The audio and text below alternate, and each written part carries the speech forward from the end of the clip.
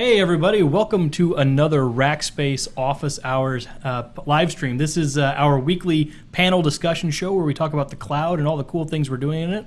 My name is Alan Bush. We're broadcasting live from the castle. It's Rackspace. It's our headquarters here in San Antonio, Texas. And I'm joined by a couple of people here in the studio. Our co-host Drew Cox. Hello, hello. Yep. And returning guest Major Hayden. Hi, how's it going? Hey, good to have you here. Good to have you here. For those of you that are watching on Periscope and on Facebook, hey, great to see you. Would love to hear some comments from you. So shoot them in. We've got a whole bunch of experts joining us. You're about to hear the voices of two of those experts, Walter Bentley and Ken Hui, who is joining us. They're both joining us remotely. If you want to see them live, though, you can actually go over to ohpodcast.com and pick up the whole stream there and see us all together. But let's go ahead and let our remote guests introduce themselves. Ken, let's start with you. How are you doing today? Ken's a little heavy on the mute there. Let's try that again. All right. Looks like we're having a little trouble with Ken's mic there. Let's see if we can get Walter. Hopefully Walter's mic's working for us, and we'll jump back in to get Ken in a second. Hey, how you guys doing today? Hopefully you can hear me pretty well. We can hear you just fine. Great, Walter. Excellent. Hey, welcome back to the show. Great to have you back. Well, yeah, thank you for having me back. It just means I didn't say anything too offensive to you guys the first time, so that makes me happy. Third time's a charm. Yeah, absolutely. Walter Bentley. Funny thing about it is that since the last time we spoke, I've actually changed roles a little bit at Rackspace. I'm now considered part of the technical marketing engineer side of Private Cloud. So overall, thanks for having me. Everything else is the same.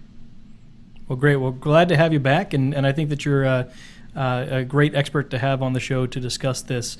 Ken, have we got the mic situation figured out?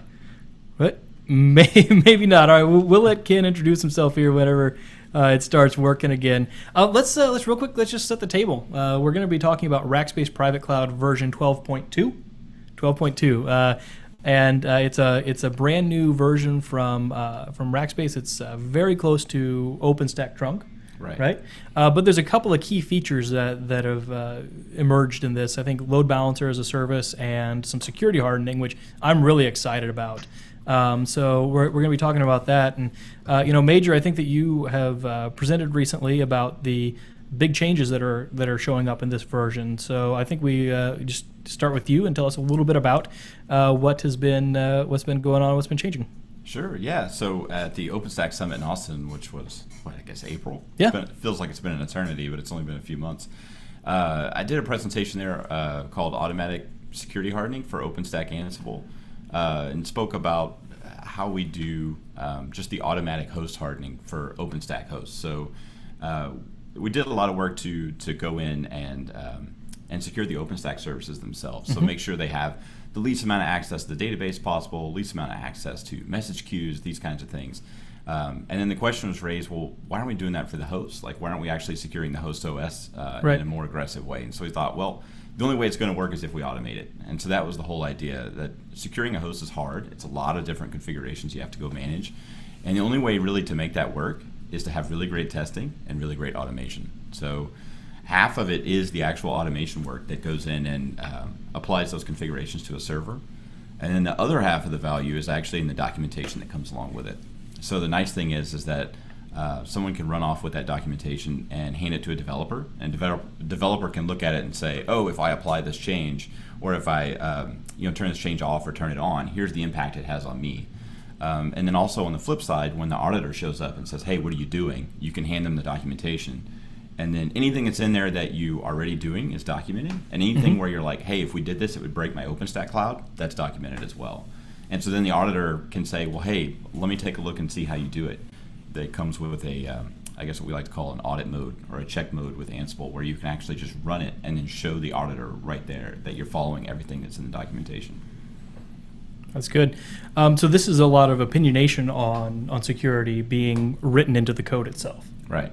Yeah. So what we did was looked around for hardening standards that were widely accepted, because that's one of the requirements for PCI compliance. One of the many requirements is that you have a widely accepted hardening standard, which is just kind of like a set of opinionated configurations on how do you handle user management, how do you handle who can authenticate to a server at what time. So we looked around and we settled on the STIG from the U.S. federal government. So it's the Security Technical Implementation Guide that the U.S. government uses. The nice thing about it is it's really straightforward. It has it's in the public domain, so it has a license that works really well for everybody. And then from there, it was basically just looking at each one of the requirements and figuring out how we could best automate that. And then how do we document it from there? So once it's automated and repeatable, that's really helpful for us as a company because we can deploy it across a broad customer spectrum. But with the auditing tools on top of that, that makes it really easy for the customers who have a lot of those heavy requirements around being compliant to whatever that compliance standard is going to be for them, to be able to very quickly and easily provide what's important to their auditor, and through that process, which typically is arduous. Typically that's a long, painful, drawn out process to go through, and rather than have a bunch of things to stub toes on, make it pretty straightforward and clear for a customer, really takes a lot of that sweat and pain that usually is shared between the hosting company and the customer. Takes that down quite a few levels, which I know is valuable when you'd rather be working on something furthers your business or furthers your goals, as opposed to working on something that just gets the maintenance work out of the way. Well, I know there are a lot of people that spend it seems like they spend their entire office time just working on compliance and making sure that they're there and following up on those audits. So this should take a little bit off their plate and allow them to do a little bit something else. Walter, I'm kind of interested, you literally wrote the book on administering OpenStack with Ansible. I'm kind of interested on how these initial roles and rules that are applied with Ansible, how they cascade down to the actual administration and furthering of running OpenStack. Well, I mean, the work that Major and those guys did around this is spectacular, and primarily because my previous role is I was very customer facing. I was the guy sitting in front of the customer either before it was implemented or after the cloud was implemented, and this actually was a topic that came up quite frequently. And the reason for that is that a lot of customers are used to dealing with operating systems like Rail, and Red Hat has specifications and things for how to secure the bare metal OS. But Ubuntu happened to be one of those where it kind of wasn't documented as well, and customers just didn't feel comfortable because they weren't used to doing it. And this is where the work that they did actually solves for this perfectly. And of course, following along the suit of doing it in Ansible and automating it, and like Major mentioned, being able to rerun those playbooks and roles and actually come out with an audit, the report that you can hand to a QSA, that is like the best thing ever. So I'm very, very happy and proud to be able to now talk about this with customers, and it fills a definite gap that we had previously. Good, glad to hear it. Looks like we got Ken back with this. Ken, how's that microphone situation?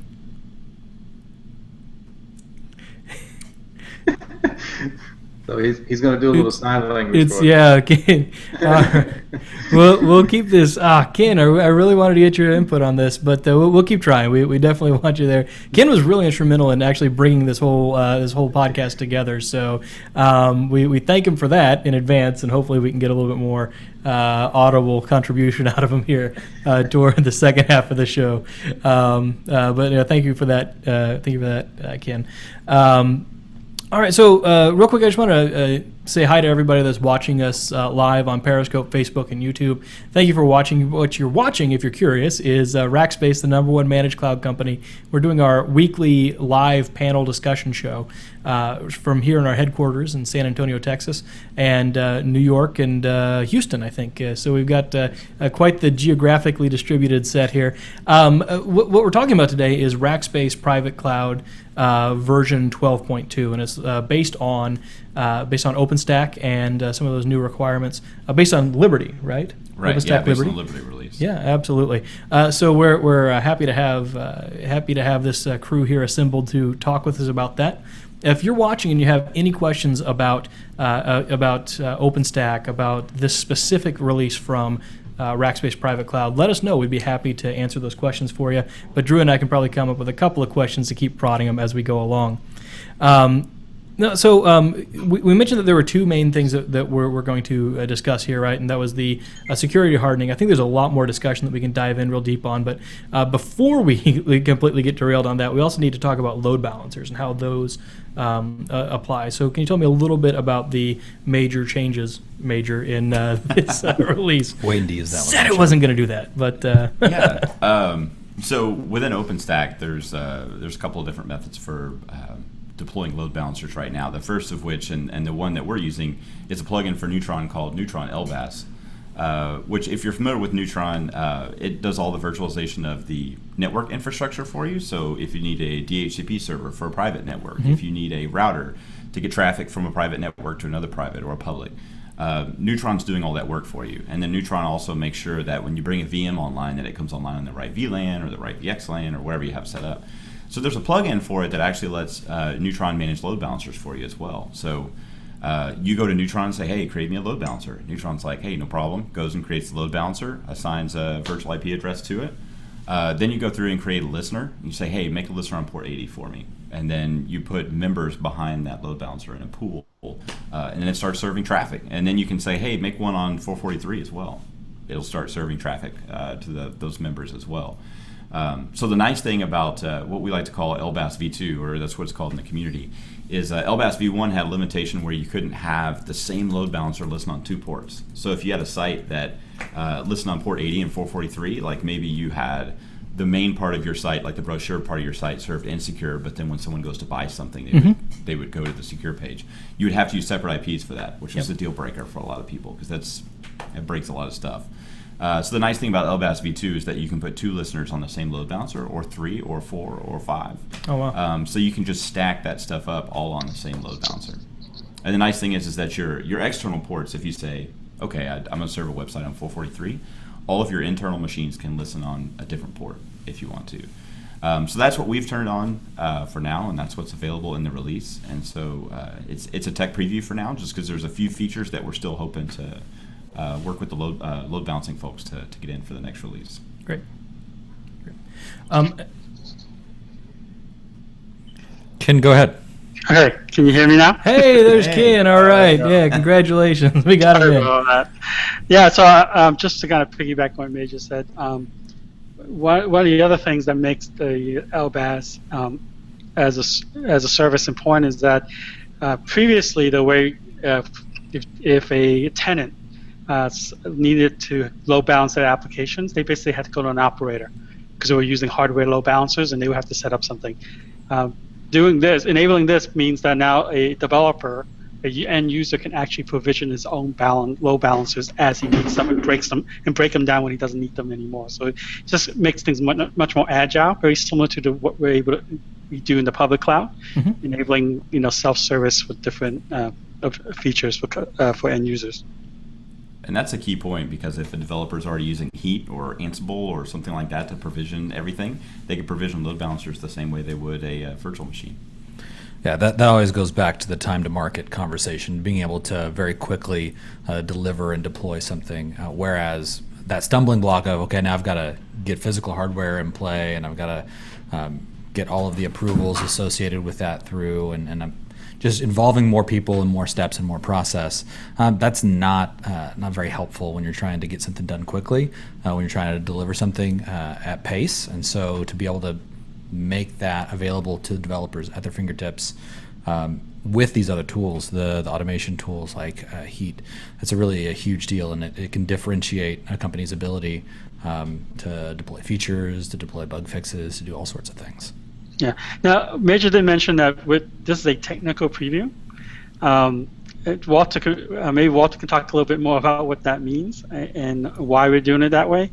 One thing I would say is the approach that Rackspace always takes with our offerings, including Rackspace Private Cloud, is we don't want to get a feature out just because it's cool.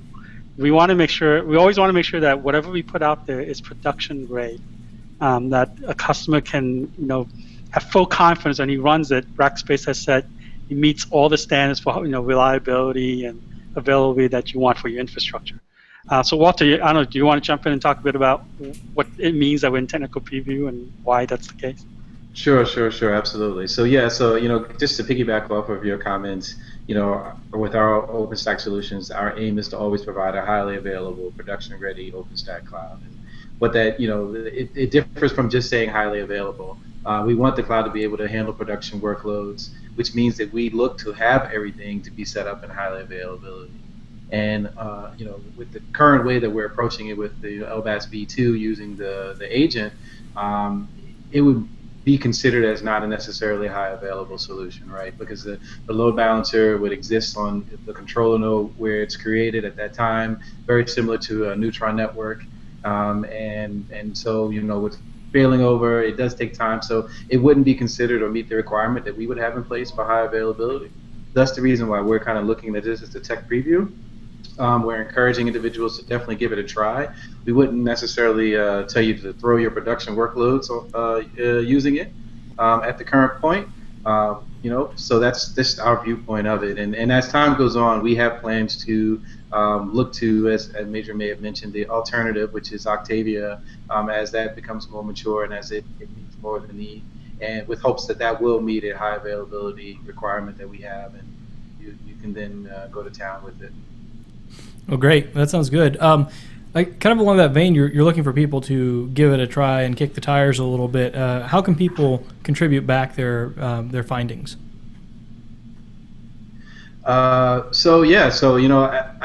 Maybe Major probably be better maybe to answer that question, probably because I know that there are different means of being able to contribute back to OSA and the things that they're doing there. Yeah, so the Rackspace Private Cloud product, I think we kind of touched on this real briefly earlier, is heavily based on an upstream OpenStack open source project called OpenStack Ansible, which deploys production-ready OpenStack clouds with Ansible. It's all open source, free for anyone to grab, and so that could be a mechanism for folks to go and give it a try. It's pretty easy to enable. We've got some documentation there if you want to go try it out. If you run into any issues, we're on IRC. All that's in the OpenStack Ansible documentation. So if you go to pound OpenStack-Ansible on Freenode IRC, or you hop into pound neutron-LBAS, there's folks there who know a lot about load balancing, and you'll find a whole bunch of folks from Rackspace in both of those channels as well. Yeah, great.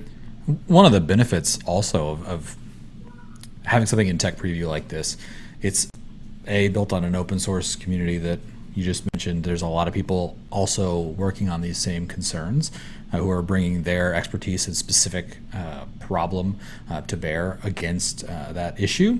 We've got a bunch of customers here trying a bunch of different things that have been involved in OpenStack either through our offerings or on their own or both.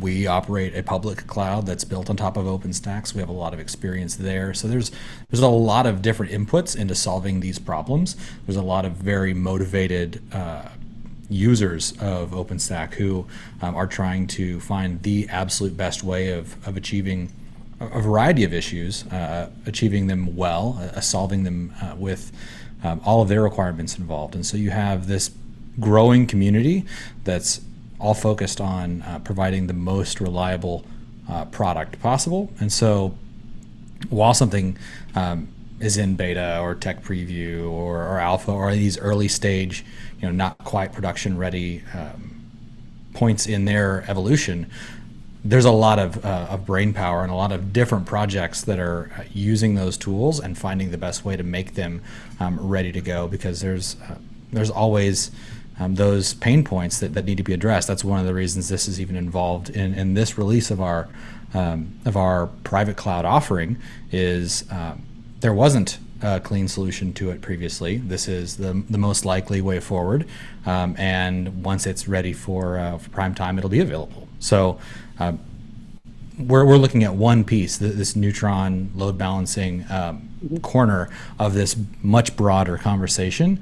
But that same idea is in play for a lot of the different products that we offer. A lot of the OpenStack tooling is being built out as we speak. So using them, getting an idea for what the best use for you is going to be, and contributing back is only going to accelerate that. And you've got other people doing the same thing in other corners of OpenStack that eventually that stuff all trickles down into trunk. Yeah, and plus one on all of that. Yeah, and as Walter said earlier, the up and coming project, I think that's going to be the next load balancer solution. Octavia uses the same API. So great. if customers or open source users go out there and they start consuming the LBAS v2 API, Octavia is a back-end change.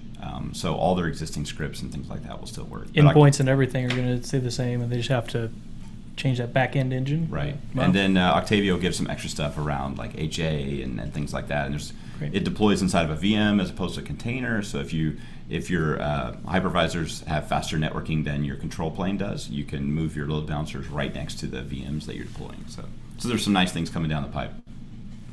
That's good. Well, I'll take this opportunity real quick just to welcome everybody that's watching us live. This is Rackspace, the #1 managed cloud company, and our weekly live show about the cloud. We call it Office Hours. I'm here with Drew Cox and Major Hayden live in the studio, and then Walter Bentley and Ken Hui are joining us remotely from Houston and New York, respectively. Ken, you're in New York today, right? I am in New York, yes. All right, yes, got that one right. You guys all do a lot of traveling, so it's kind of tough to keep up with you there. But that's good, that's good. We brought you in because you do a lot of traveling, because you're all experts on the topic of OpenStack, and we're glad to have you here talking about Rackspace Private Cloud. If anybody's watching out there, shout out to Brandon who's watching on Facebook, and Stuart as well. Brandon's commenting on my stickers on my laptop. We got a whole bunch of them. Brandon, if you hit us up on Facebook again, we'll send you a couple of Rackspace stickers in the mail for watching. Appreciate that. And Stuart making comments about my mustache. It's it's a pretty good one. I'll give you that. But the best one currently on screen. Yeah, it is absolutely. No, anyway, if you have any other questions or comments about stickers or mustaches, or about how to harden your OpenStack deployment, you can hit up this crew. I can answer the mustache questions. Drew's pretty good on stickers, but everybody else is going to be much better than we are on the OpenStack questions. So that's why we have them in here. Yeah, let's talk about a little bit more about the actual security hardening things. I mean, I think there's several different methods that were put into practice there. And I mean, you mentioned a little bit about following some of these governmental standards that are out there for the means of being able to audit them pretty simply. And PCI requires it to be an accepted standard. Can you tell us some of the benefits of this hardening, what it's going to do beyond just that PCI compliance? Yeah. So first thing is don't do it just for the compliance. There's a whole lot of other value to it. It's like a lot of people just say, how quickly can I get to that checkbox? And that's not the most fun way to approach it. But yeah, there's a lot of benefits that are in there. For example, making sure that you have a Linux security module enabled. So something like AppArmor or Etsy Linux, which is really great because it protects, if you have one VM that has a breakout type situation where maybe there's a vulnerability in the hypervisor kernel where someone sitting inside the VM is able to break out and get some level of access to the system. Those Linux security modules make that a lot more difficult and reduce the amount of access you would have. There's quite a few other things in there around, making sure that only the users that should have access to the system have access to the system. And then once they've gained access to the system, finding a way to set a time limit on how long they can be there, how long before their session gets cut. There's some other things around, password setting and complexity and how often you can change it, how not often you can change it. A lot of those, and you'll find in the documentation that we usually recommend people to hook that into LDAP or Active Directory or something like that, and just avoid dealing with that on the server. There's a few other benefits as well, especially around system auditing. So if you've never looked at Audit D or the Audit Daemon, that could be something to take a look at. The great thing about that is that you can identify certain activities on a server that are unusual and then audit them. And then once you see what the output looks like, you can start writing alerts for those. So for example, if during a normal day on your hypervisor, no one should be loading a kernel module, audit it. And then as soon as a line pops out, fire an alert. And if it really was someone doing an upgrade or bringing on a new piece of hardware or something, then you can have that conversation. Or there's other things like when someone tries to access a file that doesn't exist, or delete a file that they don't have access to delete, instead of just never knowing about that, if you audit it, then you can set alerts on that and fire off. There's quite a few other benefits as well. I'm trying to think of some other high points in there. Some things around networking, certain activities that OpenStack can disallow on the networking stack. Some of the things that, and I guess one part I should touch on, is that there's a lot of things inside the STIG, inside these hardening standards, that would destroy an OpenStack environment.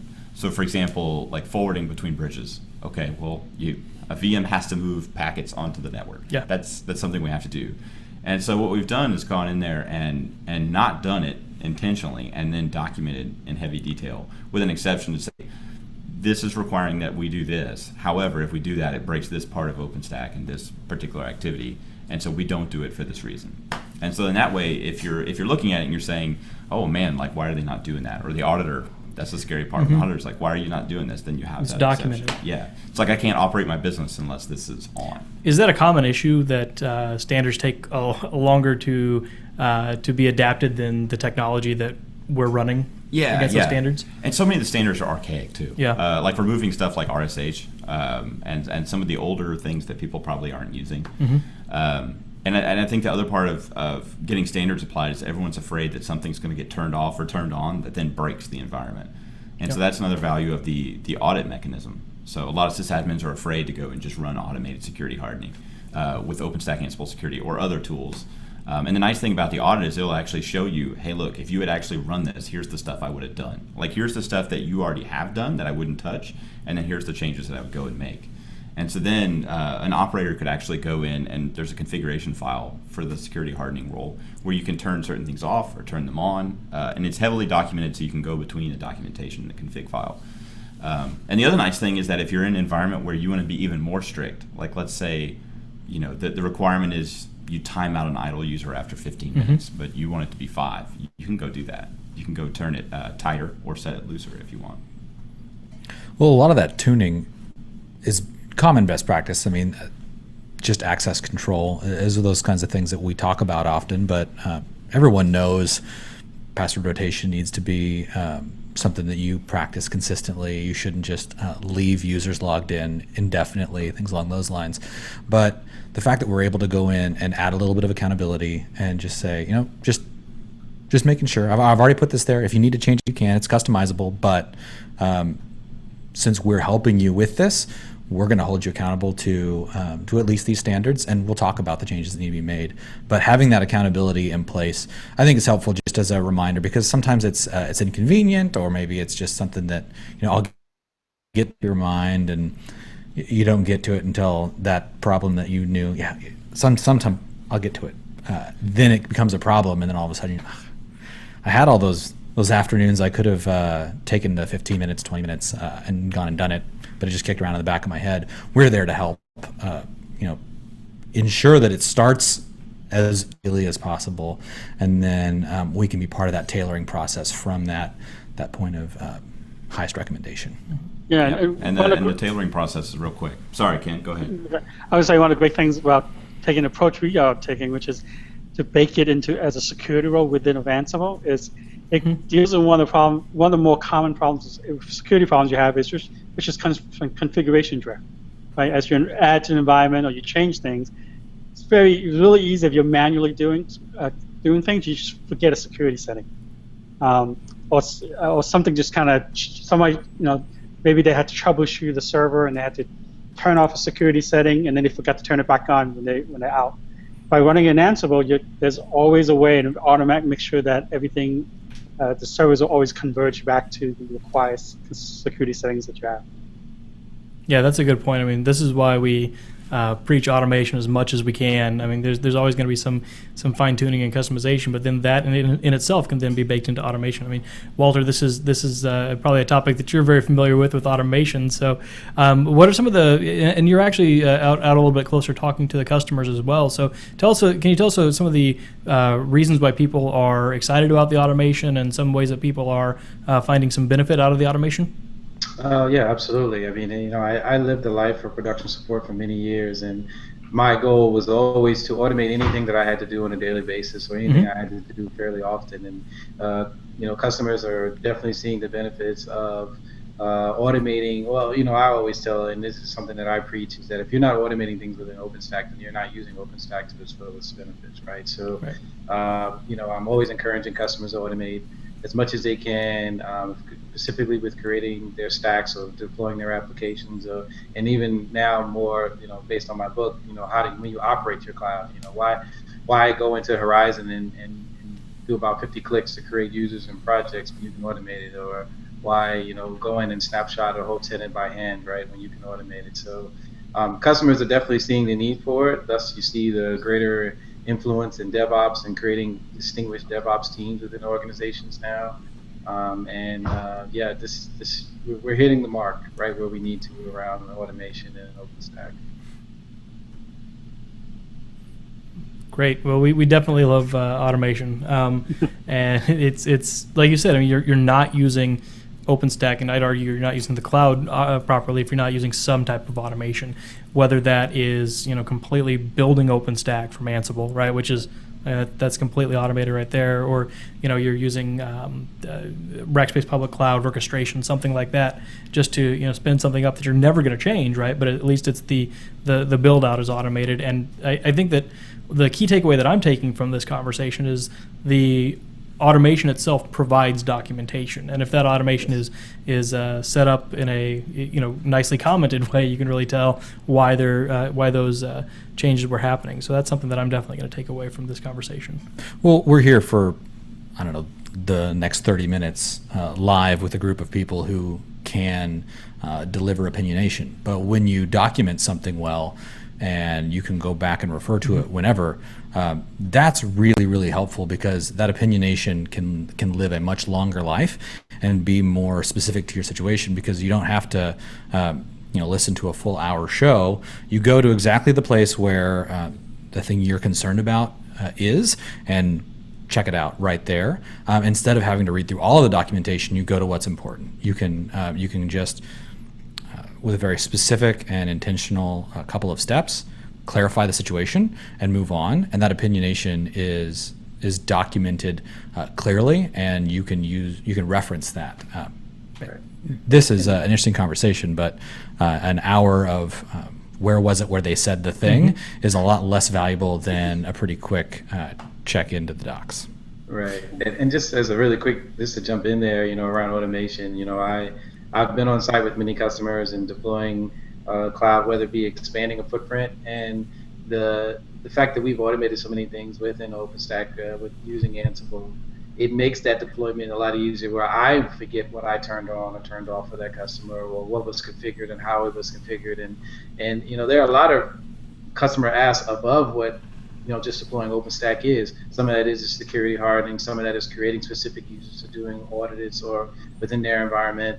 Some of it is pushing the logs to their centralized logging system, right? So there's a lot of little things that are to be done, and we do it all with Ansible, and it just simplifies, and you can always refer back to it. So it's like you said, it's a documented record of what was done that could be executed over and over again. And the nice thing about the role too, and just having it as a separate Ansible role, is that you don't have to use it with an OpenStack environment. Right. So if let's say you have an OpenStack environment and you build VMs in that environment all the time, you can apply the role to those VMs as well. Oh, nice. So there's nothing in there that is a hard requirement on using OpenStack. Just as long as you have Ansible installed and can run Ansible playbook, then you're good to go. So that's one of the nice aspects about it. So this is something that I'm going to spin up a server on Rackspace Public Cloud just to do a little bit of testing on or something like that. But I want to make sure that is secured as well. I can run that Ansible playbook, that role against it as well. And you can run it via Ansible poll as well. We've got some examples in the docs. So if you boot your VMs with CloudNet, you can actually just put a little Ansible pull line in there to go pull the security role and run with the defaults. Or you can fork it in GitHub, change the defaults, and pull from there if that's something you like to do. And so it's in GitHub? Yes, it's an OpenStack project. So if you go to github.com/OpenStack-Ansible-security, that's where it is. You guys got that, right? Okay. Let's put that link we'll put that in the show notes. Yeah, but if you Google OpenStack Ansible Security, it should be the first or second link. Great. Great. We'll get that. And I'd be amiss if I didn't say it'd be nice to have some more contributors. So we've got folks from various companies that have come in and contributed some code, fixed some bugs, opened some bugs, screamed about various things. It's been we love all feedback. And so some of the feedback we've had as well is getting support for CentOS 7 and RHEL 7 as well. So we've loaded that into there in the Newton release. So that's available as well. So right now it supports Ubuntu 14.04, 16.04, CentOS 7, and RHEL 7. Wow.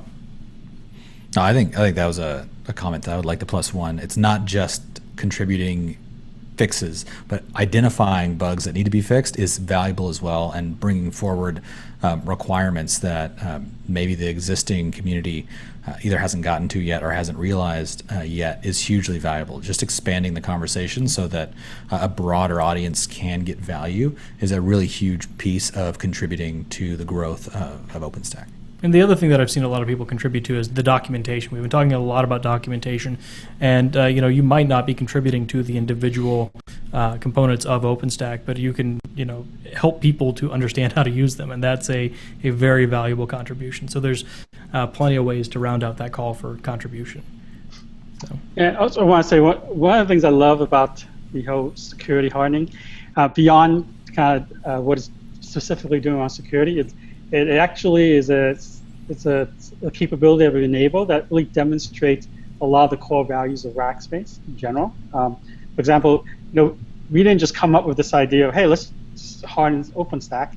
We had actual customers that said, hey, we need this, right? Yep. And this is a tangible response to a set of customer requirements, demonstrating our fanatical support. And it also is a demonstration of our expertise, right? Because May just mentioned a lot of this hardening is around Ubuntu, but we're not an Ubuntu company, right? But we have so many Ubuntu experts on staff who are actually able to figure out how to harden Ubuntu and then contribute that back to that whole community. So I just love how this demonstrates so much of what our core values are. Yeah, that's absolutely. I mean, we have our set of core values. We're actually celebrating them today here at our San Antonio campus. Our producer Tyler just spent an hour in the hot San Antonio sun inside of a bubble soccer ball, and is still somehow here able to do the show. He's a machine. So good work, Tyler. He's actually passed out now, so we'll see what's going to happen. But no, it's we do have several core values here that we're really committed to, and it's not listed as a core value, but one of our longtime guiding principles has been this commitment to open source, and we help to establish and to build OpenStack. We allow our employees to contribute back to OpenStack projects, to open source projects, excuse me. And there's so many different things that we're doing that are really open source centric that we, it's just within our DNA anymore as Rackers to contribute to open source. Well, and then the guiding principle of our social stance has been just to be helpful. And so I think that's something that is a common thread you'll see if you run into a Racker at an event, at a conference, in the airport, wherever you happen to find them. I think a real common trait is that be helpful mentality, be that in contributing to something that's open source, like you mentioned, or in sitting down with someone who's got a specific concern that they haven't been able to solve, and bringing the experience or network to bear. I'm not going to be the expert on everything that a customer has a concern about, but I know enough people, and I can use the tools at my disposal to typically find somebody who can help. I'm actually asked a question that's completely unwork related on one of our internal forums, because my car needs tint. Who can help me? And there's all of these responses within seconds of I know a great place or some place that can help you. That's a natural cultural component here, and it's not just tied into technology, but this is a great example, like you mentioned, of Rackers just wanting to be helpful. Yeah, there's definitely this, like you said, that be helpful attitude. You also mentioned trying to help customers solve for things. And, I know that the last time that we had a lot of y'all on was during the OpenStack Summit, right? And we spent a lot of time, Drew, you spent a lot of time at the cantina, and we had a lot of Rackers there that were just hanging out and talking to our customers and to our potential customers and to customers of our competitors, and just talking about the issues that they had and the problems they were facing, and they, just a little bit of brainstorming and troubleshooting, and they were able to work together to hopefully solve some of those problems. And I think that's my favorite part of open source. It's just people getting together and talking about what they need, and what the gaps are. And I love being able to go to a group and say, hey, I think we need to have a thing. And everybody's like, yeah, we need to have that thing. And then someone's like, well, yeah, but I need that thing to work for this situation. We're like, oh, okay, great. Now we know which parts need to be pluggable and which parts need to be standard, that kind of thing. Yep. So. Absolutely, and we even extend that that helpfulness outside of the walls of Rackspace, outside of those customer interactions. We've already mentioned some of the in-person events that we've done. We've mentioned some of the open source communities that we have. We do this show, right, which is a way that we can kind of share some of this beyond just those one-on-one interactions. We also have the Rackspace community at community.rackspace.com, where you can spend a lot of time answering questions and helping other people answer questions. I know the private cloud community inside of community.rackspace.com has seen a lot of traffic. It's a great way for people to share a lot of information. I know a lot of the people who are actually building out OpenStack are pretty active in there. We've got some great people in there. Evan Stoner is a guy who's down in Florida. He's a student, and he's very active in that community. So shout out to Evan. Thank you for all your work that you do contributing to that community and being helpful. Evan would make a great racker, so maybe we can try to bring him in to help out. But hey, let's take a real quick minute to welcome everybody that's watching live, either on YouTube or Facebook or Periscope. This is Rackspace, the #1 managed cloud company, and we are talking about private cloud right now. We're really talking a lot about lots of different clouds. Like whatever cloud you want to use, we have experts there that can help you out. And one of those clouds is private cloud, powered by OpenStack. We're talking about some of the newest releases there in OpenStack, or in Rackspace Private Cloud specifically. Right now, we've got Major Hayden with us, and we have Ken and Walter joining us remotely. A couple of shout-outs here real quick to people watching. Vijay is watching on Facebook and had a question about Ansible Tower, and if there's anything similar to that exists in OpenStack. I don't think that there's any module like that. There is. So someone is working on something. It starts with an A, and I've forgotten the name of the project. But it's a little bit more basic. But then I saw a tweet, I guess maybe a week ago, that Red Hat's in the process of finding a way to open source Tower. So I'm going to keep my fingers crossed and hope that's legitimate. No, I saw that too, and that's right, because Red Hat did purchase Ansible just recently. So, yeah, that's good. Walter, it looks like you were agreeing?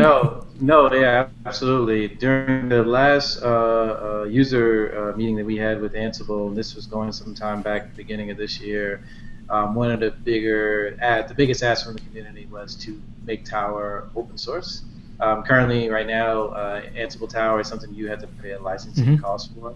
But now that Red Hat has acquired Ansible, that is at the top of their list. So yeah, wow. Very near future, we should be able to see a open source of Ansible Tower. And that kind of thing pairs in well with the security role as well, because you could have checks right. that verify that things are being applied properly. Am I still in compliance? Yeah. It makes those things a lot easier. Great. Well, that's good. Well, thank you for that question, and please keep them coming. We've got great experts here with us for the next couple of minutes. But again, if you're watching this in the future, I hope it's good. I hope the hoverboards are ready. But if you're watching in the future and you still have a question, you can shoot us a question through any of these social media channels, through just call up Rackspace and say, hey, I'd like to talk to somebody about private cloud, and we'd be more than happy to talk to you about that. If you're out at an event, there's a good chance that Major and Walter and Ken are going to be there, so they can actually have this conversation with you in person. All right, so let's talk about, we've talked about the load balancing as a service, some of the changes that are coming through there. We've talked a lot about the security roles and the benefits that are there. What are some of the most important features, in your all's opinion, of this release and maybe the previous couple of releases that the customers should be excited about, and maybe that, especially that they aren't taking enough advantage of yet? So I'm sorry, Ken, go ahead. Go ahead. I bet you'll say the same thing I'm going to say. But. I don't know. Well, hopefully, I don't know, we're on the same page, but definitely reference architecture, the way we deploy OpenStack, is above no one else's. And we put a lot of effort into making sure that the OpenStack APIs are highly available by sitting them behind a load balancer and actively distributing traffic of the APIs across 3 control plane servers. Right, so that's something that I constantly remind customers about, that functionality of, everyone has a fear of losing a control plane node. Well, we've alleviated that by making it where you're not just active, which is 2, you're actually running 3 control plane nodes all actively receiving API traffic for OpenStack. So that's something that I can't speak enough about. I'm sorry, Ken. I don't know if that was the one you were going to aim for, but That's fine. I'll do a different.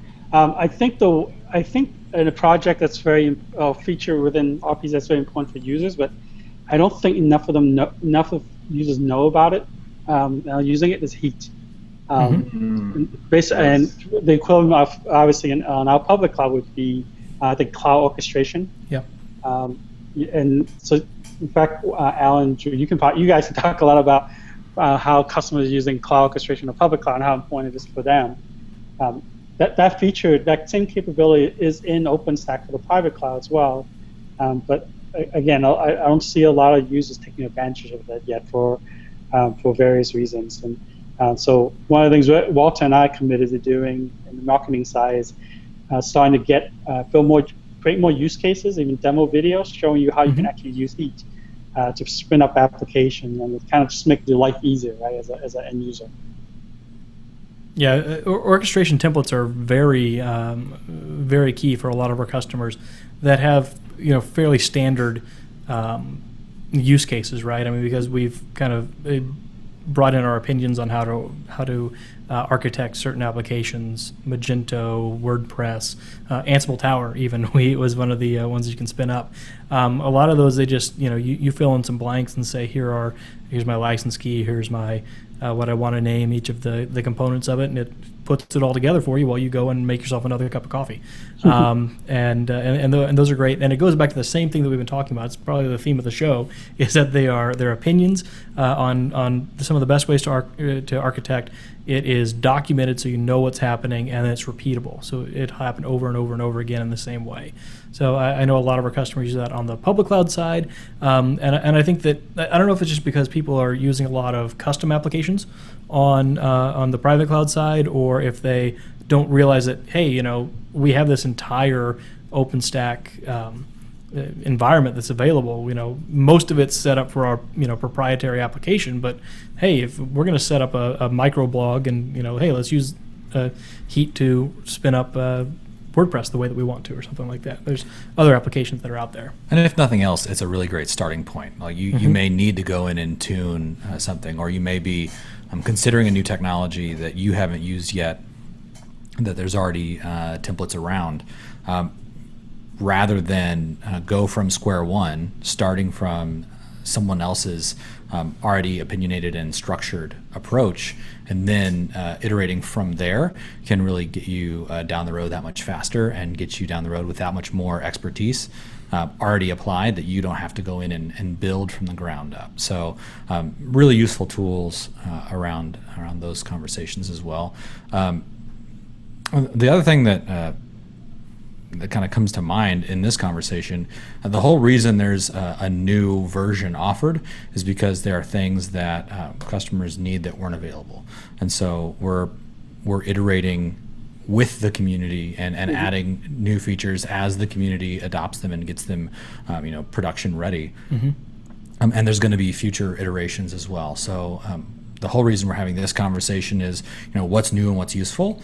We'll be having more of these conversations down the road as more new and useful things get up to speed. And I'm curious to hear what some of those conversations are going to be. I know you guys probably have a lot more to talk about within this release, but it's exciting to see features go from people being excited about what they'll be able to do in the future to being excited about what they're delivering for them now. Mage, do you want to talk a little about what we're planning to work on? What's starting to work on? Yeah, well, I think with a lot of the stuff I've been involved lately is things that are going to be behind the scenes. So a lot of things to make the deployment more reliable, make it easier, make it faster. So that way we can actually get things online a little bit quicker for customers. I think some of the things that I'm excited about are around managing containers and around just the newer version of load balancing, getting something out there that has more HA and then has, just a better way for a customer to select where they want to put their load balancer workloads.